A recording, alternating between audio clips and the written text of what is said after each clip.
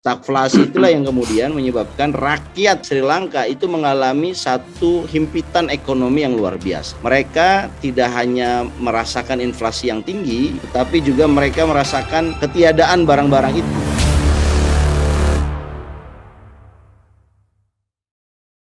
Ini hal yang menarik sekaligus memprihatinkan ya, terjadi di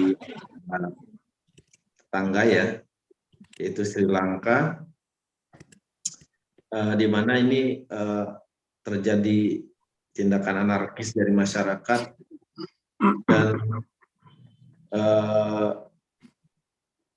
sampai istana diserbu ya.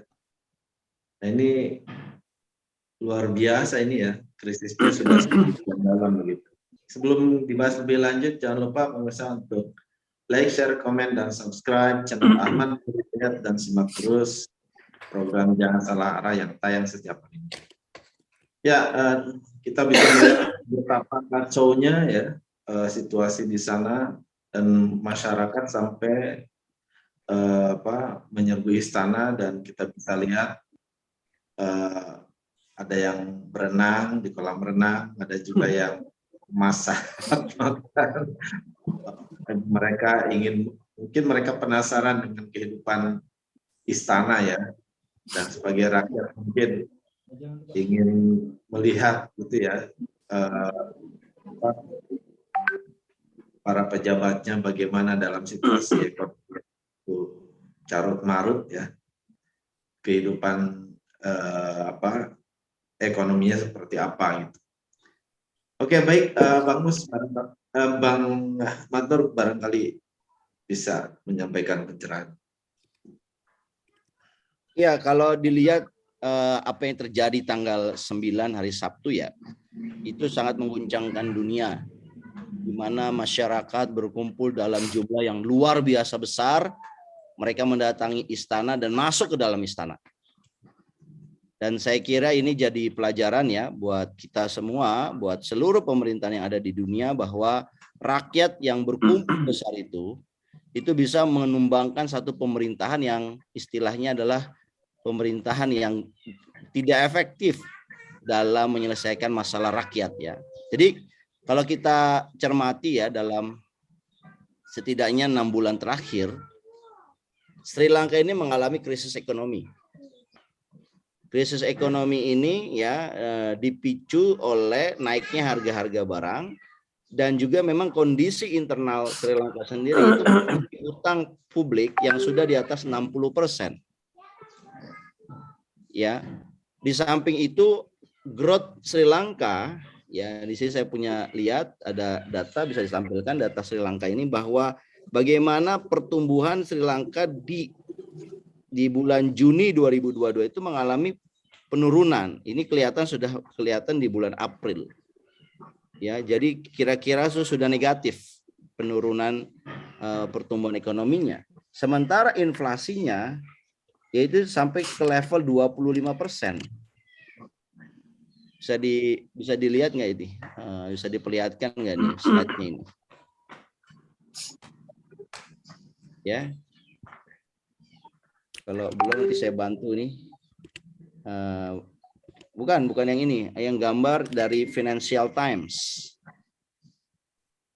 Jadi kalau dilihat, kita pilih dari Financial Times, terus kita pilih kota Sri Lanka, negara Sri Lanka, maka kita akan mendapatkan contoh yang sempurna dari stagflasi. Apa itu stagflasi?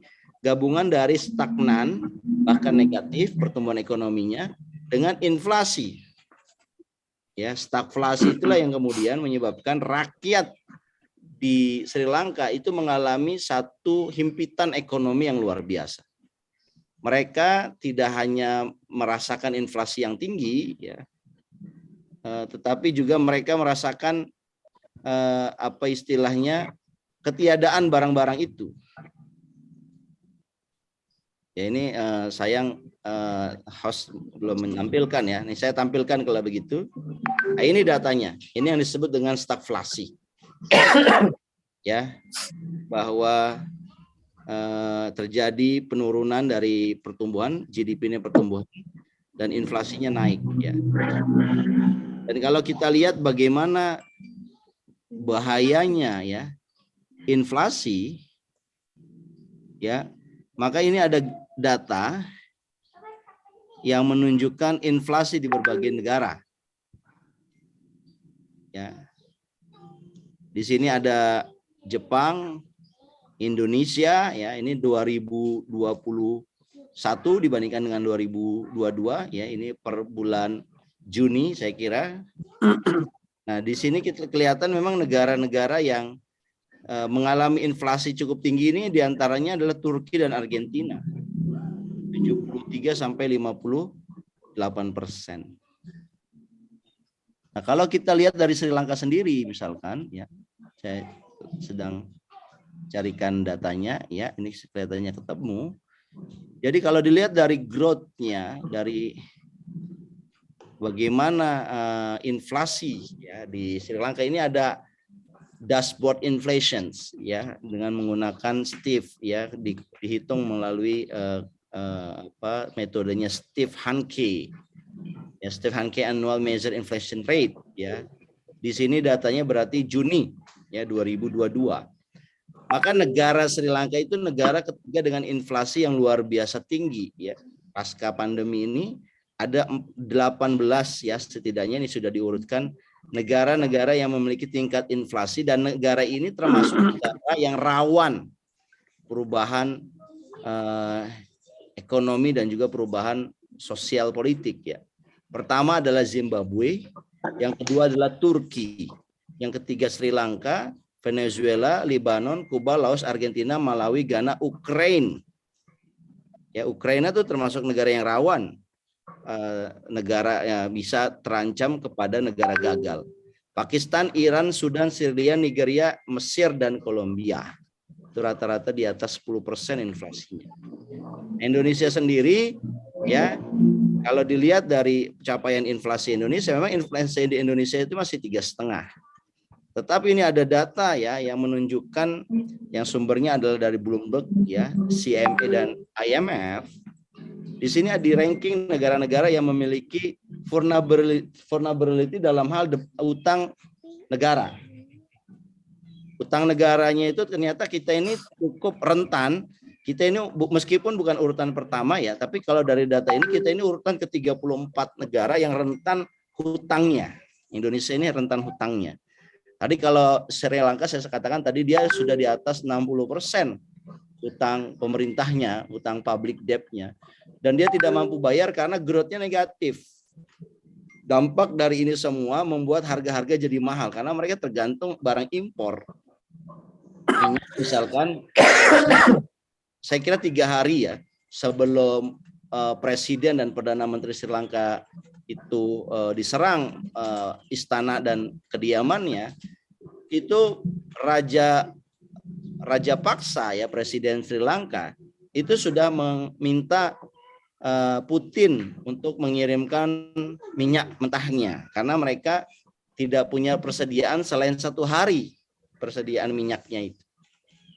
Tapi ternyata ya rakyat yang begitu besar datang, dan saya kira saya nggak tahu apakah kemudian Sri Lanka tetap dibantu oleh Putin atau tidak gitu ya. Nah ini Indonesia, kita kembali ke topik Indonesia. Indonesia ini ranking ke-34. Kalau dilihat dari berapa persentase GDP-nya, hutang pemerintah dari GDP kita ada 42,7%. Dan kalau kita lihat ada government bond yield-nya itu 4,8, ada 5 tahun CDS, itu namanya credit default swap-nya itu adalah 145, ya, interest expense ya biaya bunga kalau kita bandingkan dengan GDP itu 2,6%. Jadi kita menempati urutan yang ke-34. Tentunya urutan ini bisa melompat ya ke urutan yang berisiko tinggi ya. Sedangkan negara-negara yang berisiko besar ini adalah yang pertama adalah El Salvador, Ghana, Tunisia, dan Pakistan. Kalau kita lihat Pakistan ya, dia urutan vulnerability-nya, kerentanannya urutan nomor 4. Government bond yield-nya itu 16,8%, interest-nya 4,8, dan dia punya government bonds, government debt-nya itu udah 71,3% dari PDB-nya. Nah, Ukraina termasuk ya urutan ke-8 ya. Di sini ada negara Turki urutan ke-20 ya. Dan sebagainya gitu ya. Romania, Hungaria, Serbia juga termasuk urutan di atas kita. Nah, data ini menunjukkan bahwa negara-negara ini setidaknya ada 50 negara besar yang punya kerentanan dalam hal hutang, sama seperti dengan Sri Lanka. Nah, ini ada grafik yang menurut saya menarik ya untuk kita lihat ya.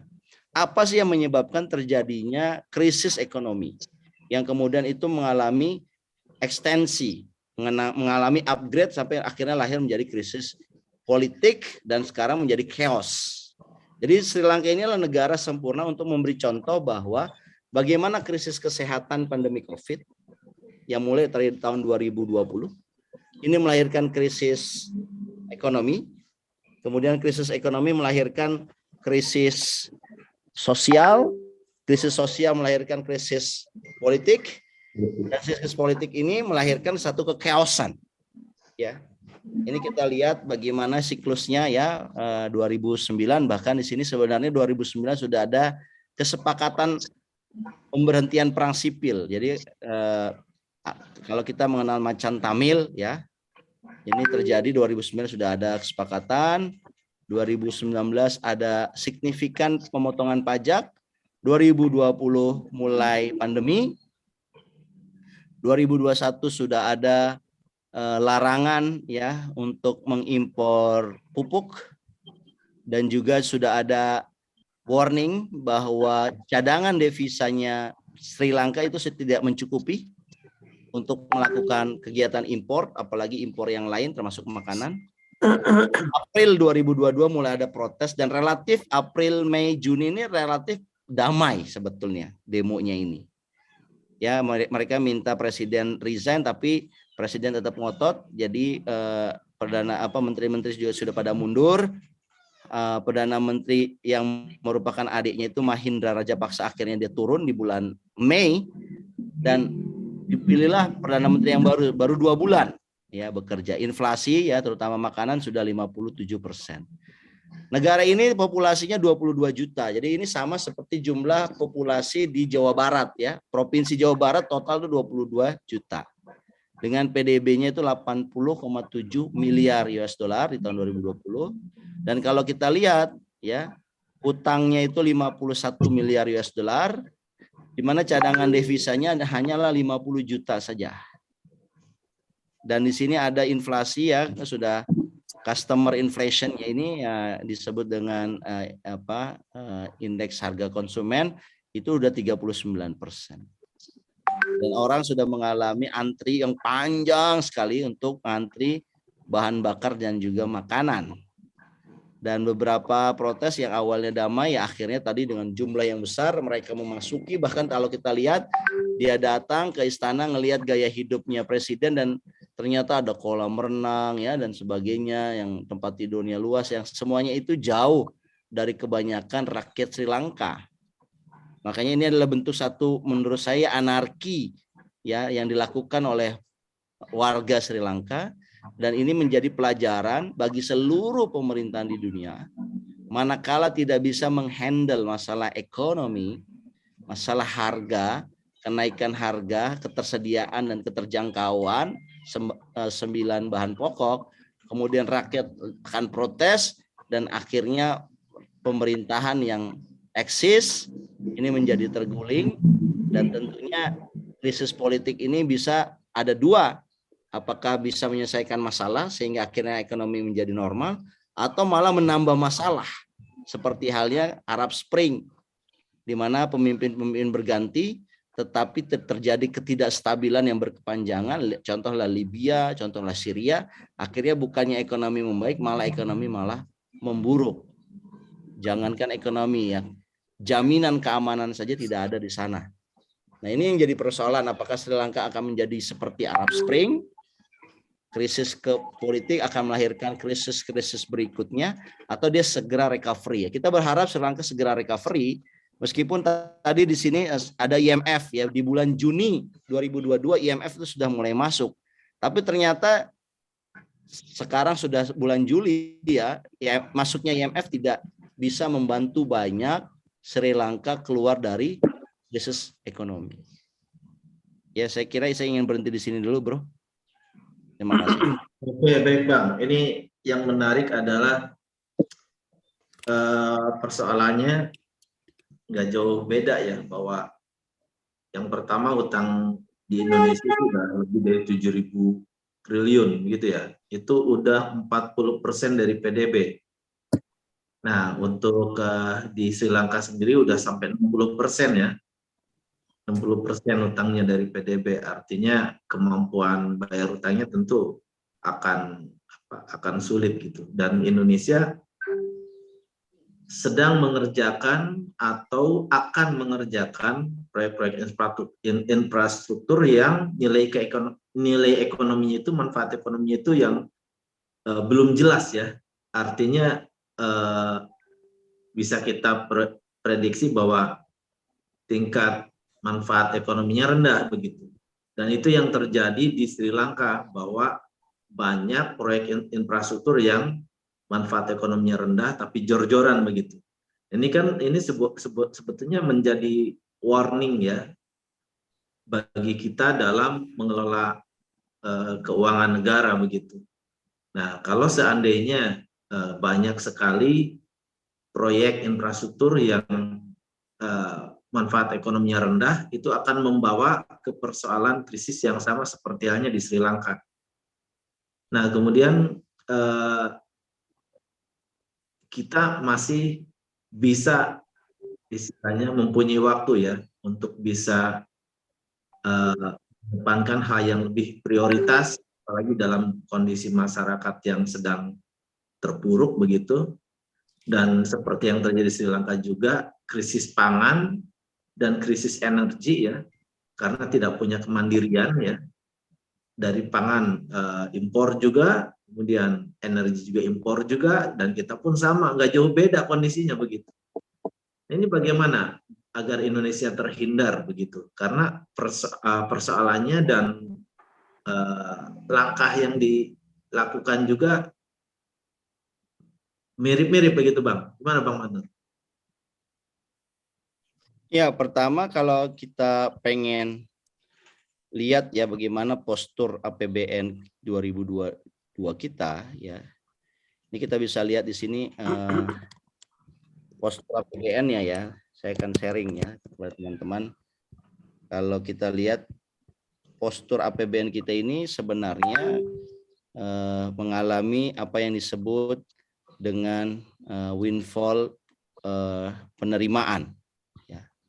Kelihatan nggak ya?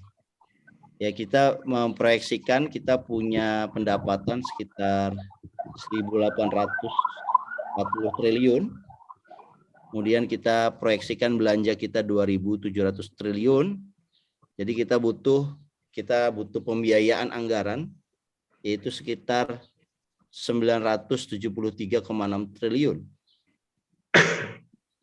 Kita berharap ini datang dari ada pembiayaan investasi juga ya yang diproyeksikan 182,3 triliun. Dan asumsi yang kita bangun kemarin yang sebenarnya ini asumsinya sudah out of date ya, kita mengasumsikan minyak itu hanya $63 AS per barel, yang kenyataannya kan sudah mencapai $110 ya per barel gitu. Rupiah 14.350. Kalau kita pagi ini melihat rupiah itu udah 14.970. Jadi sudah hampir 15.000. Jadi memang postur RAPBN kita 2022 ini tidak sesuai dengan apa yang kita rencanakan gitu. Sehingga apakah kemudian penerimaan dan belanja negara ini bisa konsisten dan bagaimana dengan pembiayaan ini juga problem. Nah, pembiayaan anggaran ini kan dari hutang gitu. Dan ini berarti akan menimbulkan hutang yang yang kita harus siapkan untuk menutupi besarnya biaya belanja dibandingkan biaya pendapatan gitu. Nah, ini yang ingin saya juga sampaikan bahwa kita ya sampai setidaknya data terakhir ya di bulan, saya kira gini sudah saya pernah tunjukkan dalam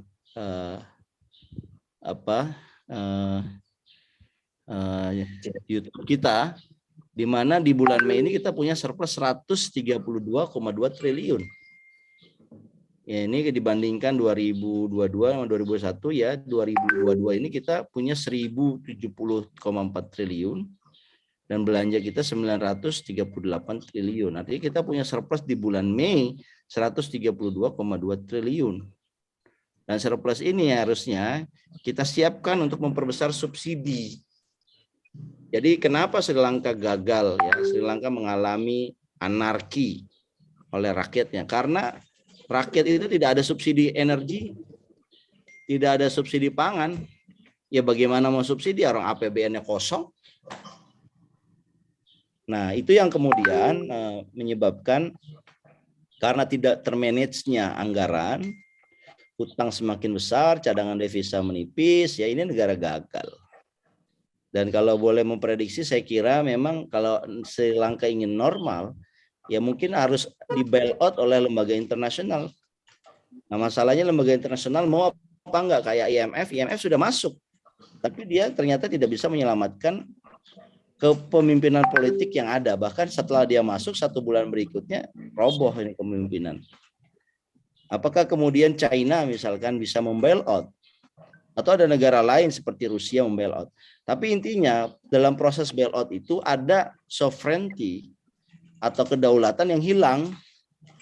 Dan saya kira ujung kalau misalkan diselamatkan oleh 1-2 negara atau lembaga internasional, ya maka dia menjadi satelitnya dari lembaga itu atau dari negara itu. Jadi lahirnya kedaulatan negara, dan saya kira nanti servingnya negara itu tidak lagi kepada people, tetapi kepada negara yang telah membailoutnya. Itulah dampak kira-kira dari krisis ekonomi yang kemudian menimbulkan kechaosan dalam hal kekuasaan politik ya, leadership nasional. Demikian. Baik, ada tambahan Bang Mus? Ya, jadi ini kan yang terjadi di Sri Lanka ini apa ya? Sudah diserbu ya istana negara ya. Ini kan simbol ya, simbol yang sangat penting gitu loh. Ketika itu sudah istilahnya itu kan objek yang sangat vital yang harus istilahnya kalau sebuah negara diserang pun misalnya yang lain hancur, simbolnya tetap ada gitu loh. Nah, tapi ini kan simbolnya udah jatuh gitu loh. Justru masyarakat sendiri yang menyerang istana negara dan mengepung, tidak ada penjagaan di sana. Presidennya juga sudah lari, berarti kan ini sudah menandakan negara ini sudah failed ya Bang, sudah gagal, sudah hancur gitu loh. Nah ini memulihkannya lagi seperti apa nih? Maksudnya saya nggak kebayang melaksanakan election pun pemilu sendiri kan memerlukan anggaran gitu. Artinya apakah negara ini akan jadi negara pecah atau kemudian di bawah negara lain? Nah ini saya gimana nih Bang Matur penjelasannya?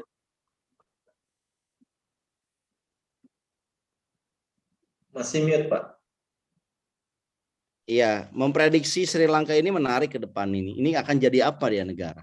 Kalau dilihat dari proses transisinya kan maunya ini kan presiden yang incumbent ini akan mengalihkan kekuasaan ini kepada parlemen.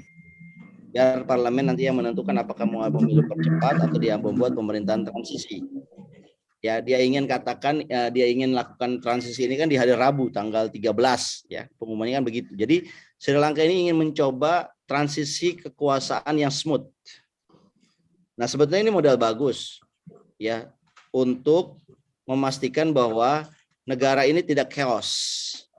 Dan kalau transisinya smooth, maka kita berharap recovery ekonomi ini cepat terjadi.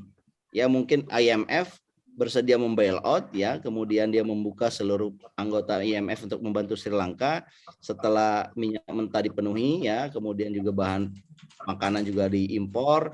Mungkin itu bisa menjadi remedy buat masyarakat Sri Lanka. Dan mungkin setelah itu pemerintah Sri Lanka bisa dengan cepat ya membangun ketahanan energi dan juga ketahanan makanan pangan supaya mereka tidak tergantung terus sama bantuan dari IMF. Tetapi manakala transisi politiknya yang tidak smooth dan kemudian IMF reluctant, ya enggan membantu Sri Lanka, maka Sri Lanka harus membangun aliansi baru mungkin dengan China ataupun dengan Rusia. Karena negara kuat ekonomi ya Rusia dan China ini kan dianggap punya kekuatan untuk men-bail out gitu. Tapi harga yang akan dibayarkan cukup mahal. Kenapa? Karena mereka akan mengikuti policy dari China ataupun policy dari Rusia. Dan ini belum tentu sukses juga mengantarkan recovery ekonomi. Yang jelas apapun yang terjadi di Sri Lanka ini kondisinya sedang tidak baik-baik saja. Dan ini karena ulah masa lalu. Mengambil kebijakan masa lalu yang ugal-ugalan dalam hutang. Yang juga tidak preventif dalam menangani inflasi. Dia biarkan negaranya ini tergantung sama impor. Dia tidak punya kemandirian energi, tidak punya kemandirian ekonomi. Kemandirian pangan, sehingga semuanya tergantung dari luar. Kalau kita lihat neraca of payment, balance of payment dari Sri Lanka, dia sangat tergantung. Dia hidupnya itu tergantung dari luar, portofolio juga tergantung dari luar. Jadi nggak ada yang dia kelola secara mandiri. Nah sekarang akhirnya dia menjadi beggar policy.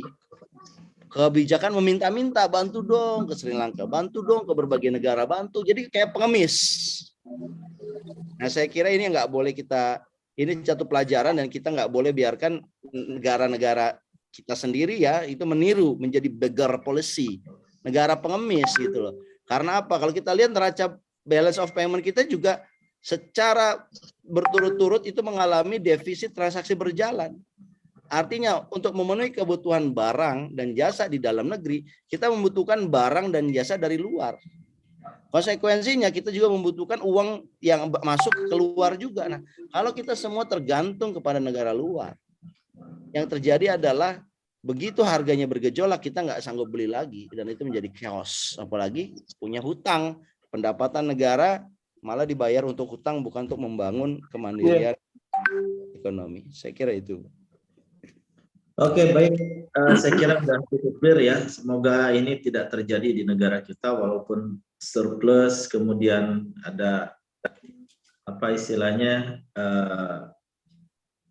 penjualan minyak goreng ya CPO kita bagus dan apa yang lainnya, tapi tetap Indonesia harus waspada dalam menentukan skala prioritas penggunaan anggarannya, menghindari apa yang disebut dengan proyek-proyek yang tidak mempunyai nilai ekonomi atau manfaat ekonomi yang signifikan, dihindari ya, sehingga apalagi dibiayai oleh hutang, itu akan menyebabkan tentunya kesulitan dalam menyelesaikan hutang dan kita akan ada terus di pusaran krisis ya.